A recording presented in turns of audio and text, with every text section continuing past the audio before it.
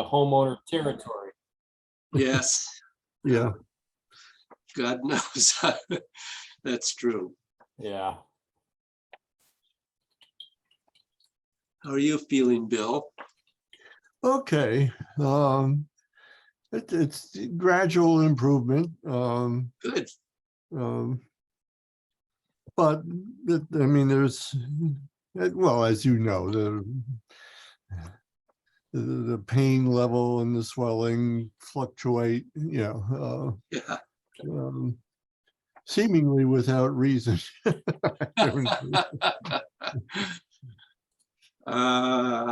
Probably is a reason, but yes. Yeah, I mean, it's the healing process inside, but I don't, it's not clear what's doing what and why. So Yeah. Well, Joanne will not be with us today. Her sick cat just died. Oh, And well, she's had a lot of passings lately. yeah, she has. And she said Rick will be home shortly, and she has to tell him, and they need to bury the cat. So she didn't think she was going to make it today, understand? Yeah. okay. And I don't know where Mr. Bynum is. He seems to have difficulty with his internet from time to time. Hmm. So maybe we'll go ahead and hope that he joins us. Okay. And as you may have heard, I did remember to start the recording, Yes. amazingly enough.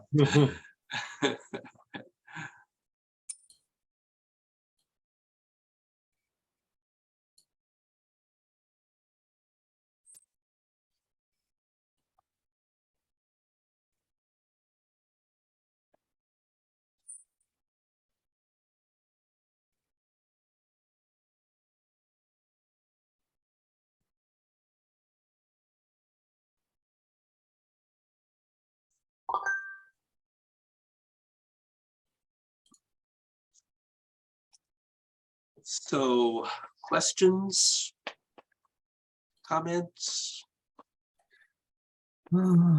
breakthroughs? No. I did movement 5, which involves contracting, Condensing. and which also now involves lengthening, and they seem at cross purposes to each other. Mhm. So I understand what you're saying. Yeah. So clearly the lengthening that occurs in 5 and 6 will probably not be as large as it is Okay. in 1 through 4. So within the contraction, Within the condensing, or yes, it's not a contraction. yeah.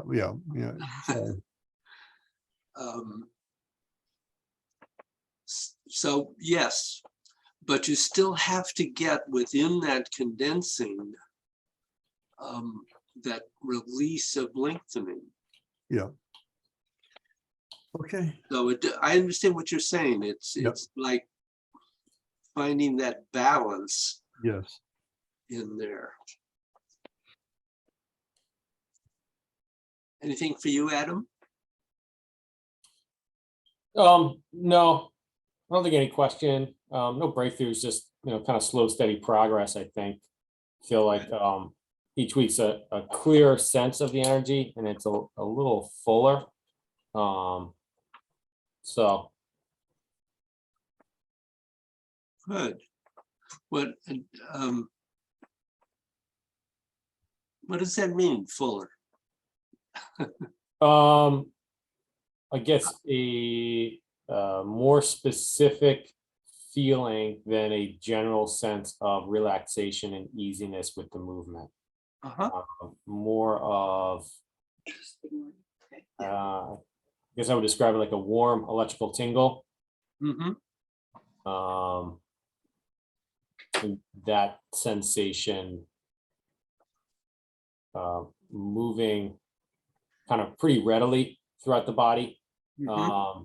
from the feet to like the center of the abdomen, up the kind of center of the back, and then out into the arms. Mm-hmm. So I think that's progress. That is progress. I hope it's progress. It feels similar to one time when we were at Stump Sprouts, Uh-huh. and Bill came over. I don't remember what we were doing, maybe movement 1 of Marriage of Heaven and Earth. And he just kind of put his hand on my back, and it's like an electric circuit turned on all of a sudden. It feels closer to that experience as we keep working on the different elements, Right. versus just kind of like a very gentle sense of relaxation, almost like you're floating in the ocean and gentle waves are just kind of bobbing you up and down, and everything, relaxes and releases. Yeah. Yeah, Good. I think it's the easiest way to describe it. Uh-huh. Morning, Mr. Bynum. Good morning. So we're here at the Cape, and after this we're going to go on a little whale watch today. Oh, wonderful. Oh, nice. Yeah. I'm glad you could join us. Yeah. Well, we're sort of getting ready, and we have a 1-bathroom place, so we'd go in shifts. Oh, there's Hi. There's Madeline. Madeline, it's nice to see you. It's good to see you. Your Tai Chi is good for Bill. Oh, good. So, Bill, any questions or comments for you? I don't have anything real specific right now, David. Okay. So, continuing on with some of this, one way of describing how you move chi in the body is to use the metaphor of alternating and direct current. So direct current is just continuous, but the amplitudes change in alternating current. So when you go out the yang sides of your body and you bring in the yin, you're creating an alternating current. So now your mind is going to have to get more subtle to only stretch the yang when you're doing the yang and not stretch the yin. And when you're coming in, to only stretch the yin and have the yang just remain still, leave it alone. This is going to require that your mind really be inside your body to recognize what is the outside and inside of your arm. And it takes time, but it's quite doable. But what you have to realize is that you have to go slowly, and to get the whole arm on the yang or the yin side is pretty hard at the beginning. Recommendation to you is that you break it into smaller components, perhaps go back to the pool game. So then maybe at first it's only you're going from your spine down to your elbow, and then from your elbow back to the spine. And a little bit later, you're able to go from your spine down to your forearm, and then eventually down to your wrist, and then finally down to your fingertips and back to the spine. Now, if you allow this to happen for several days, or it may take a week or two, depending upon the nature of how well your mind can extend inside your body, this is a better way of going about it. Or as the phrase goes, don't bite off more than you can chew. So take it in smaller amounts and you'll get to the end point of what you're trying to do a lot faster. So you want to remember two central points. You're only going to be stretching the tissue along the yang surface, and the tissue along the yin does nothing. And when you stretch the yin, you're going to only be stretching those tissues along the yin, and the yang side of your arm, excuse me, is doing nothing. And this, the difficult part is right at the very end, where rather than stopping and starting again, the yang just transfers into the yin. So it is like two runners passing the baton.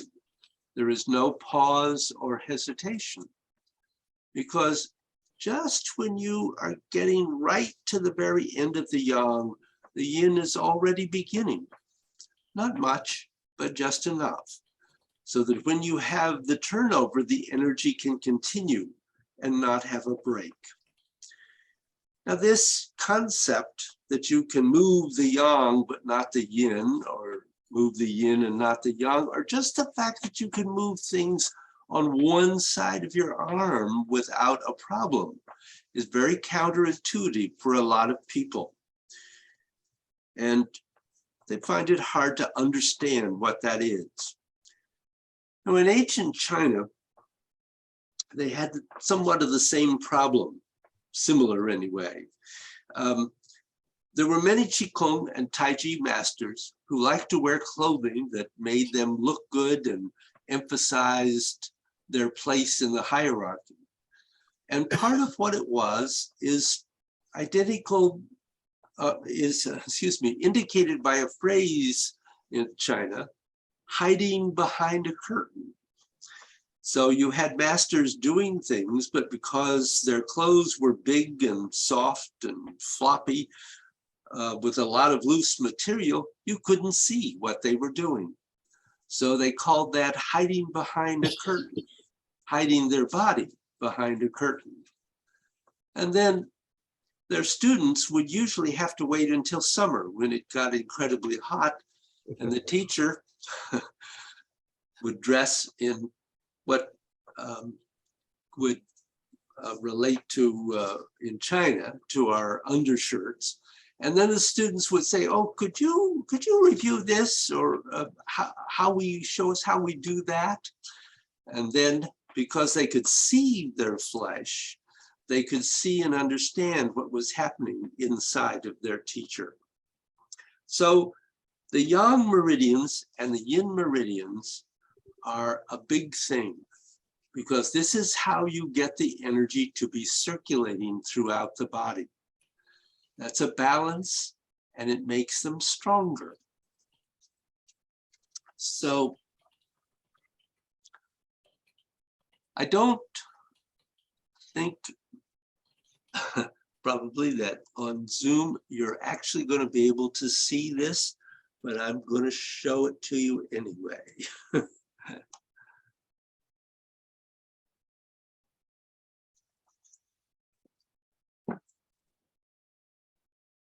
So this is talking about really being aware of the yang side of the arm and the yin side of the arm. And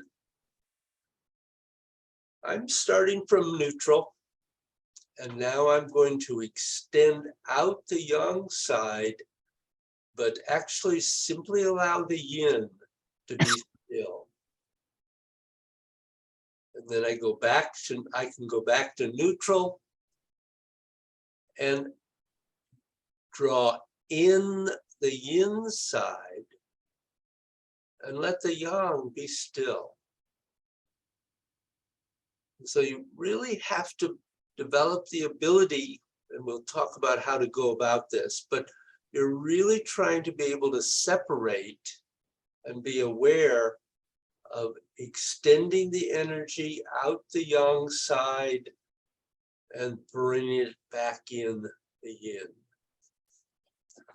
So we're going to work on this, doing movement 2 for a moment. So stand up, and I'm going to actually start with you just so I can make sure you're clear about what we'd like to do here.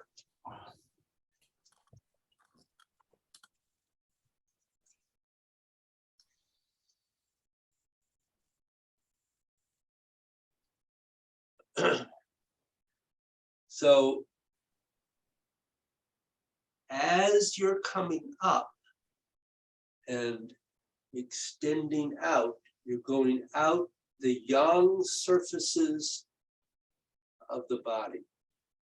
And just focus on the arms for the moment. And then as you come in, you're coming in the yin surface. And you're sending the energy out the yang and in the yin. And really trying that point about the crossover point, where it goes from yang to yin. The new has to really begin just slightly before the previous ends. Okay, and just keep going with that. Try to feel that for a minute.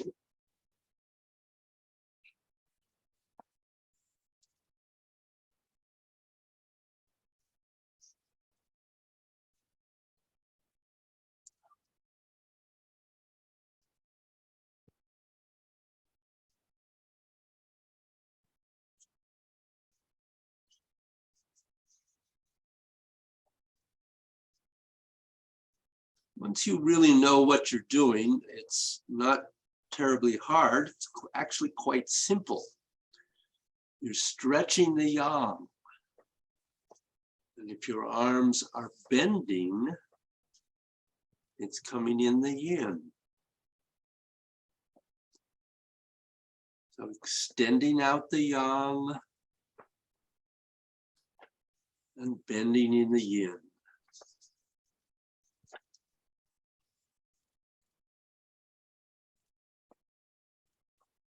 Remember that it all depends exactly where you make that changeover, which can vary anytime you do the movement. Just remember those two things and you're in good shape.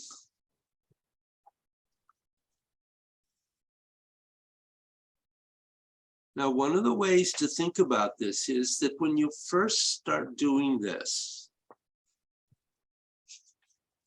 just focus on lengthening.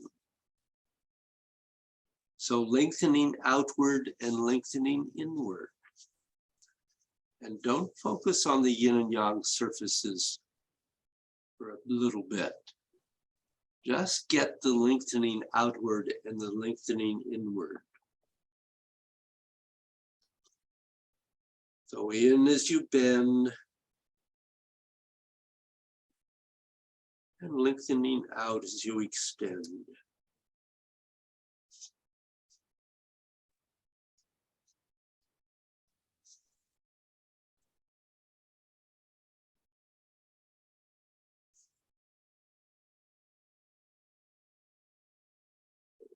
You want that lengthening to affect your whole body,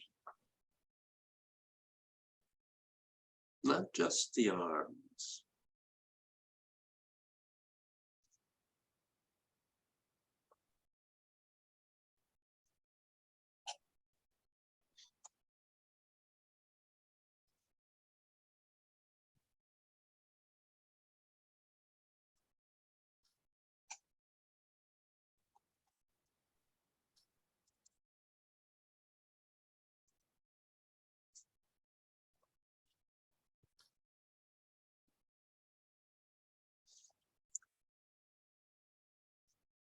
And remember, as you get better and better with this, you want it to feel spherical.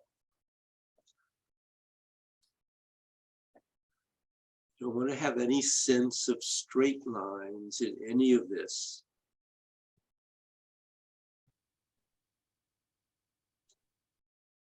You want to just get things lengthening in your arms. And then feel it also in your chest and your belly, your hips, and your legs, all the way down to your feet. So that everything is lengthening in and out.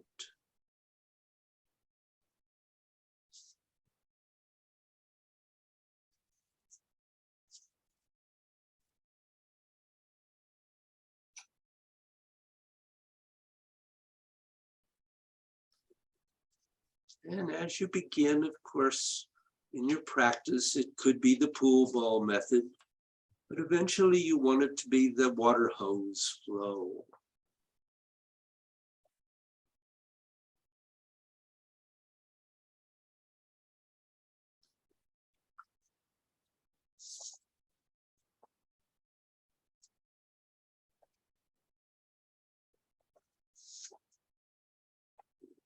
So let's say you've been doing this for a little while,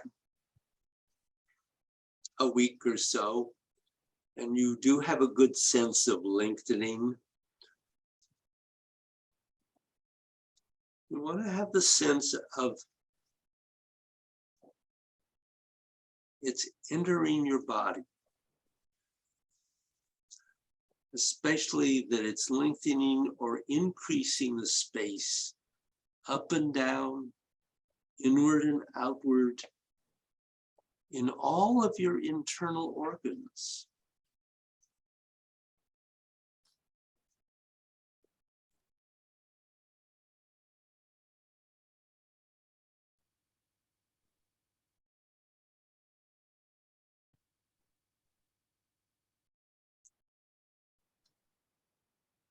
And once you've reached the point where you can feel that, you want to go to phase 2,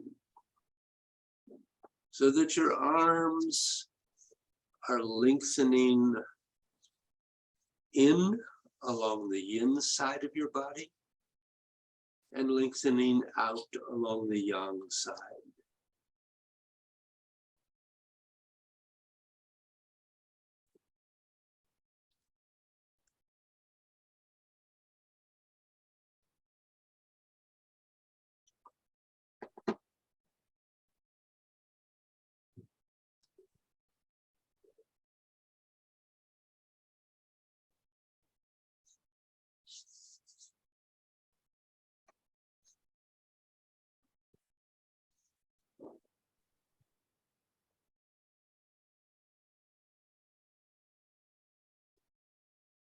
And remember, when you're lengthening along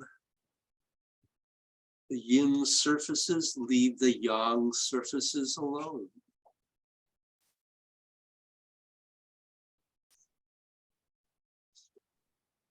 And when you're lengthening out along the yang, leave the yin alone.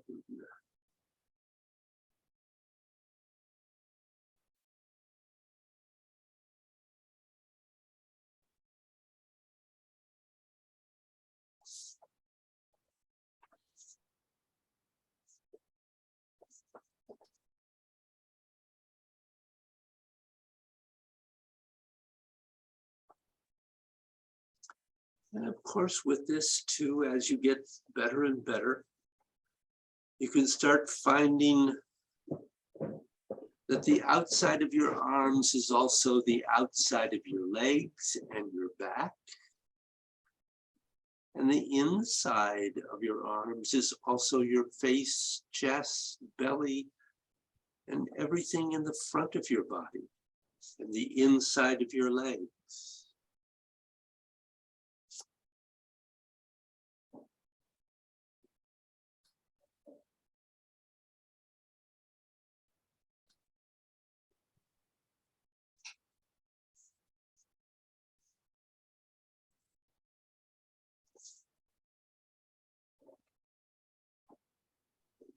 This will take time.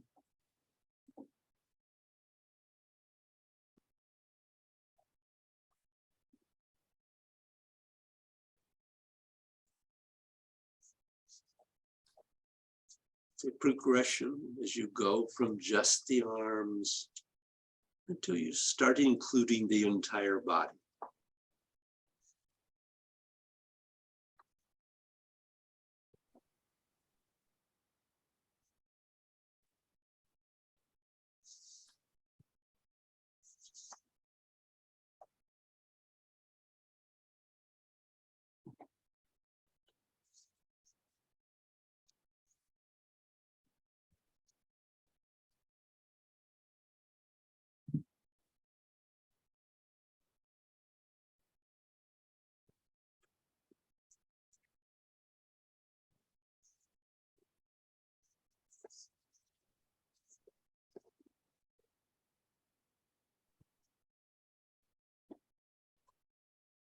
So complete this movement and then come to a pause.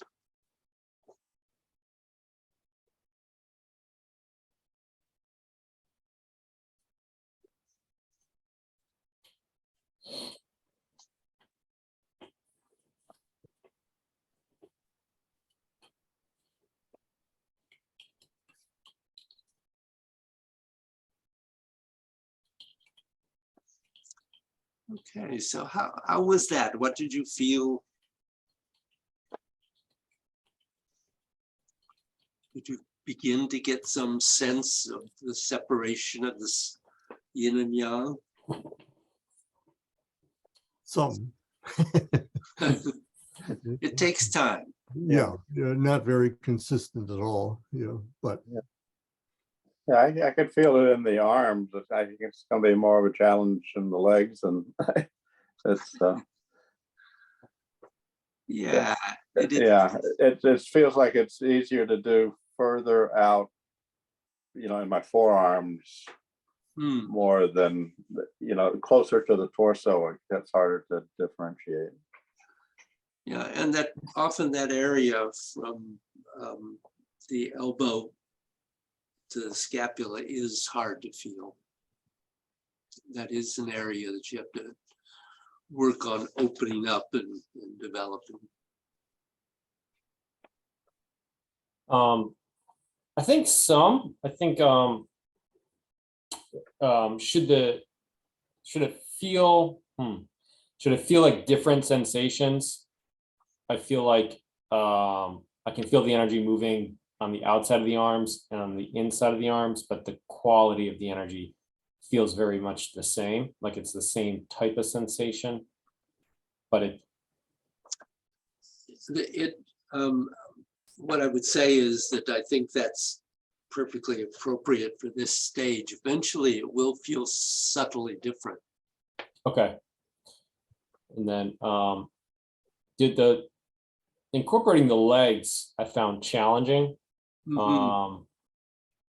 because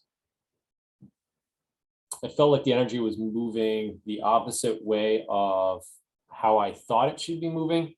So when focusing on the yin, it feels like the energy is coming up the inside of the legs to the center. Right. But I guess in my head, it should be going down.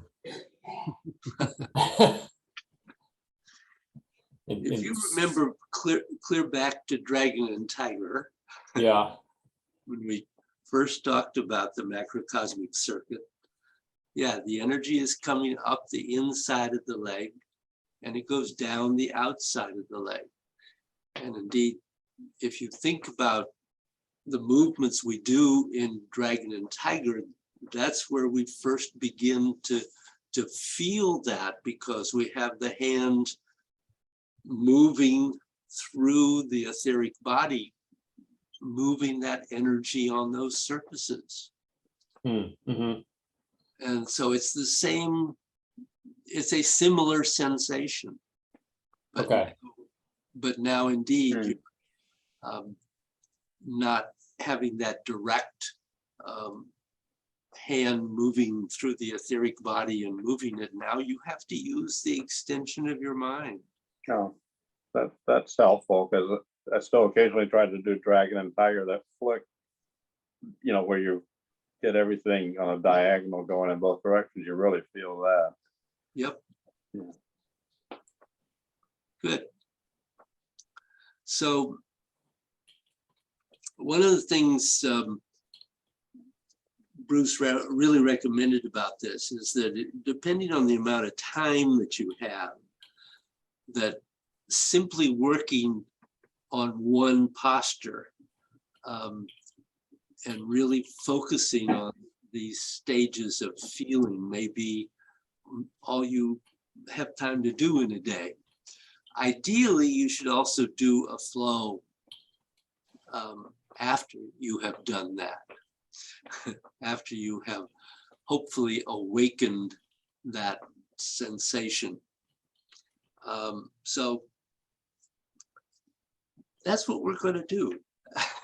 Okay, So what I'd like you to do is do only do 10 repetitions and really open in each of the postures as much as you can to at least feeling the lengthening. And if you can also move to the yin and yang surfaces, that would be great. As I said, the first step is really to make sure that you've got lengthening clearly, just in general, and then to get more specific to working with the yin and yang surfaces. okay. Okay. Good.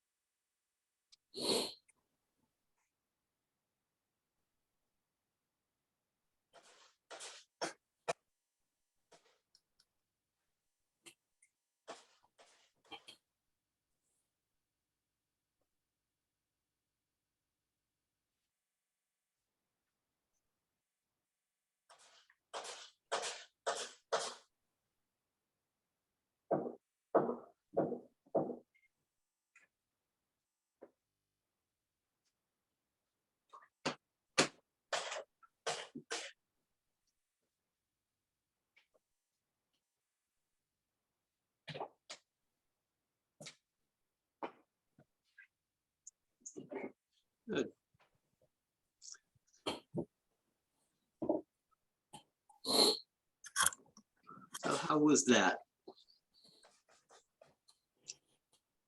Did you find different movements easier, harder? Yeah. I think 1 and 2 felt pretty easy. I think it actually made 3 a smoother movement and a little easier. Felt like it made it easy to identify when you're overdoing the arms and shoulders on 3, especially when you're going out, how almost because you're on one side of the body or the other, it's easy for one shoulder to really lead and push and disconnect the 4 points. Uh-huh. But I found 5 and 6 pretty difficult. Felt like in 5 and 6, there's such a strong sense of the energy moving in the torso. It was difficult to stay focused on the arms and try and feel the lengthening in the arms. So you want to connect that right into the body. Right. And so it's good that you're getting a good, strong feeling in the body, but you're right, don't disconnect the rest of it. Right. Good. I think generally for me, the yang is a whole lot easier. It feels like, you know, that's something I'm a lot closer to having than the yin Uh-huh. side. And, you know, I think it will be interesting to work on individual postures with the things here, with that, the whole idea in mind.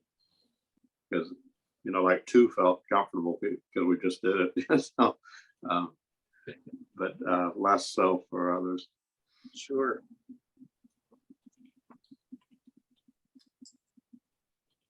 Mr. Nagel? I'd say I focus mostly on lengthening out and lengthening in, and with scattered attention to the yang and the yin. Most of my practice this past week, I've been trying to focus on the spine and that connection. Especially to the lengthening.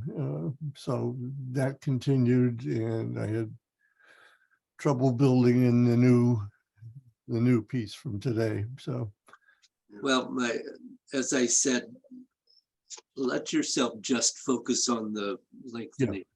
yeah. Until that feels solid, and then move to the surfaces. Yeah.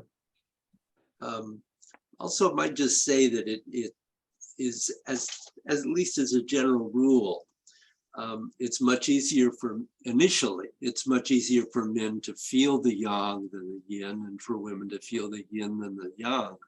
So if that's happening to you, that's perfectly natural, and it does since we're all men here today, the yin will develop over time as you continue to practice. And one of the things I might say about, certainly about the lengthening, but also about the being aware of the yin and yang surfaces, and that is that we work on it, it comes and goes, it's here, there, and it's not over there, and then all of a sudden one day it's all there and you haven't really even thought about it particularly, and it pretty much remains. And that's kind of how it goes. It's kind of how our human body absorbs information. It has to go through that early stage of yes and no, and then suddenly one day, oh, why was that such a problem?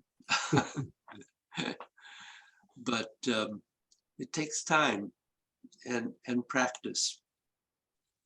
My favorite word. So I guess I wanted to just talk a little bit about 5 and 6. And I think also I wanted to mention, really remember about the elbows in all of the movements. So there are a couple of issues about that.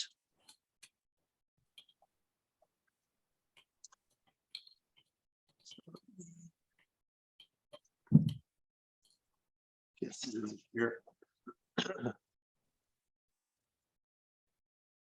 So, for instance, I noticed in 1, somewhat of a tendency in coming up to kind of let the elbows still angle out when they need here to angle down. This is one of the places where you can have the elbows face the earth.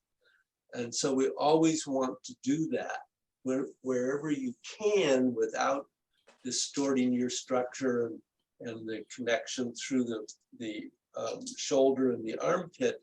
You want the elbow to be as down as possible. The other thing is that when the elbows go down, generally there is less of a tendency to bring the hands into the middle, but sometimes that happens no matter what. And so I saw that happening here and there. And I just wanted to point out that you want, when you're bringing the whatever posture, go to 4. You don't want the hands to go into the center. You want to keep the hands on the sideline and let the elbows move out when they have to, and bring them right back in again. So that's that. In 5, so indeed, our focus is principally bringing the energy up the central channel and down the side channels and establishing that circuit. At the same time, the energy is going from the feet up to the crown of the head and back down. So that circuit is also happening, and it's happening here in both directions. So indeed, you want to not let yourself solely focus on the central and side channels. You also need to keep open the awareness of the movement through the whole body. And with 5, that kind of weird movement, and I say that because initially that's how 5 felt to me. It was not particularly comfortable. And indeed, in learning that and learning how to make that work, you do have to focus on the center and the side channels in order to be really aware of that. But remember that where those crossover points are in 5, and 5 in particular, can be in quite a range of space here and in here too. But it definitely is not that you get to here and then you start to go out as we do in 2. Because when you have managed to bring the energy in and have crossed the wrist, it's part of that bending and coming up that's pushing the energy up the central channel. And so you don't want to lose that part of the movement. And actually, when you get to being able to focus on the yin and yang surfaces, that can be very helpful in that not only are you connecting to the movement within the central channel, but also that movement here on the yin surfaces coming in and then going out the yang. And where does that actually change to the yin?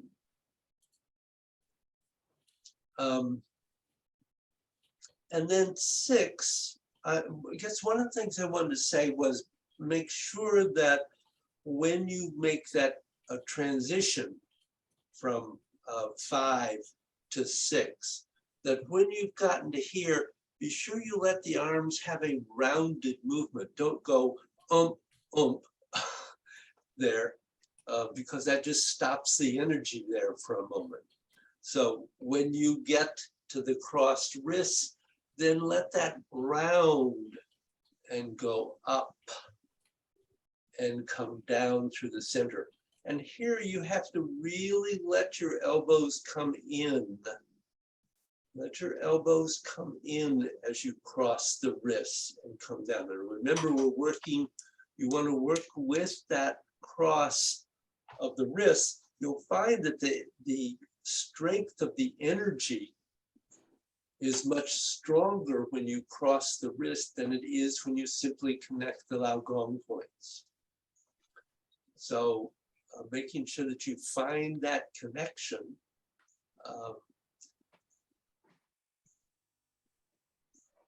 There's probably enough things to say. Did that raise any questions for anyone?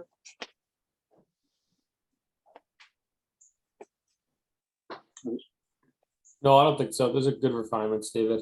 Yeah, that was helpful. Things to keep in mind.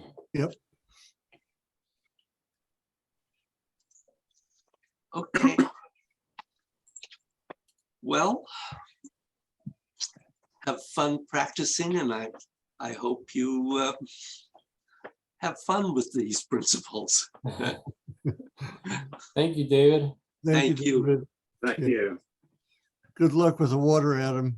Oh, thanks, Bill. Yeah, and have fun, Bill and Madeline out there. Yeah, we'll be on the water, not water problems, I hope. Yeah, that sounds a little better. I like that more. Good. Okay, take care. All See right. you guys, take care. Bye, guys. Bye.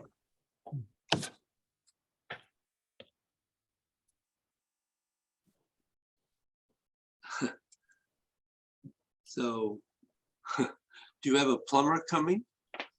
No, I found this problem 5 minutes before class started. So I threw a pot under where it's made a puddle and Yeah. hopped on the Zoom here. So if you don't mind, I think I'm gonna hop off and see if I can cut the sheetrock, at least to get a little hole and see what's going on up there to see if I need what I need. I don't know what's going on.